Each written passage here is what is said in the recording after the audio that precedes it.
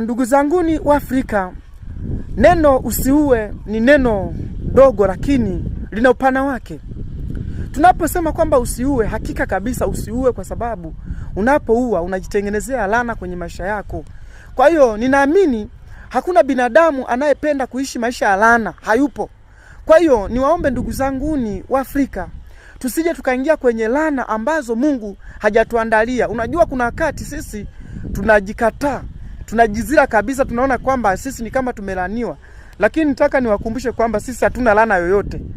Laana zozote tunazoziona ni kama tunazo, ni vitendo tu ambavyo tulitengenezewa na watu wasio tupenda au watu wasio kuwa naipenda Afrika, kusudi sisi tuchafuke.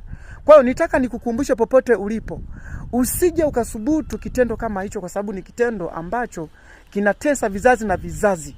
Kwa hiyo neno usiue, hakika kabisa liishi ukiamini kabisa kwamba wewe sio mtu wa kuua, ni mtu wa kujenga, ni mtu wa kutafuta amani na watu.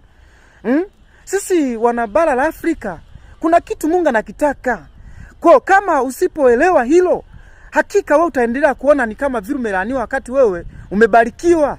Kumbuka Afrika ni mtauni, Afrika ni mjini, tuko kati. Afrika ni moyo, naweza nikasema kwamba ni moyo wa dunia.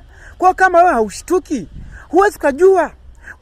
Kuna jambo Mungu analitafuta, kuna kitu Mungu anakitaka katika bara la Afrika. Hebu fikiria, Afrika tulipewa lugha mama, lakini leo hii watu hatutaki kuelewa kwamba tuna lugha mama. Kiswahili ni lugha mama. Kwa kama uelewi, ni lugha international katika bara letu la Afrika. Lakini leo hii wewe unaishi ukijizalau, haujui. Kwa hawe ajue kuanzia leo, yafahamu kabisa. Kwa ndio maana nakusisitiza Mwafrika mwenzangu, usije kasubutu tena kuwaza swala la mauaji. Kuna jambo Mungu analitaka kwenye maisha yako. Kuna kitu Mungu anataka ukionyeshe katika bara lako ili ushangaze dunia. Kwa unafikiri wanaoshangaza dunia wakoje?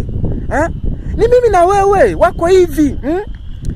Kwa acha kufikiria vitendo vya ukatili. Lala ukijua kwamba wewe umeteuliwa na Mwenyezi Mungu. Lala ukijua kwamba kuna kitu Mungu anakitaka ukifanye wewe. Kwa hiyo usijizalau popote ulipo. Kataa roho ya mauaji, katai kabisa. Na kusisitiza uikatae kabisa. Ndipo Mungu atafurahia jinsi alivyokuweka katika bara hili la Afrika.